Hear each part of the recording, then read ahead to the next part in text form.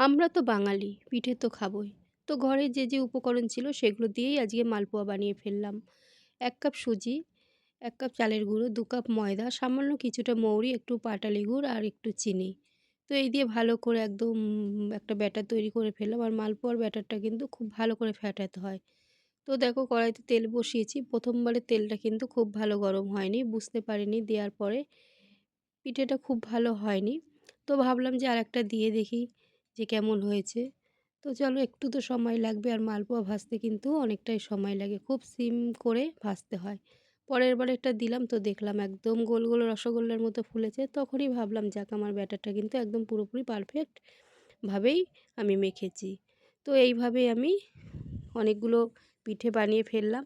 আর আমার মালপোয়াগুলো কিন্তু খেতে খুব সুন্দর হয়েছিল। তোমরাও কিন্তু এই সামান্য উপকরণ দিয়ে ঘরে এইভাবে সুন্দর, সুন্দর মালপোয়া বানিয়ে ফেলতে পারো।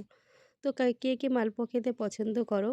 আর কাদের, কাদের বাড়িতে কী, কী পিঠে হয়েছে অবশ্যই কিন্তু কমেন্ট বক্সে জানিয়ে যেও। আর আমার নতুন চ্যানেল রিঙ্কু কুকিং ব্লগ অবশ্যই সাপোর্ট করো, পাশে থেকো। তোমরাও আমাকে পাশে পাবে সবসময়। তো শুভ সকালের শুভেচ্ছা রইলো। সবাই কেমন আছো? আশা করি সবাই ভালো আছো। আমার তরফ থেকে তোমাদেরকে অনেক, অনেক ভালোবাসা, শুভেচ্ছা রইলো। আজকের মতো এখানেই টাটা।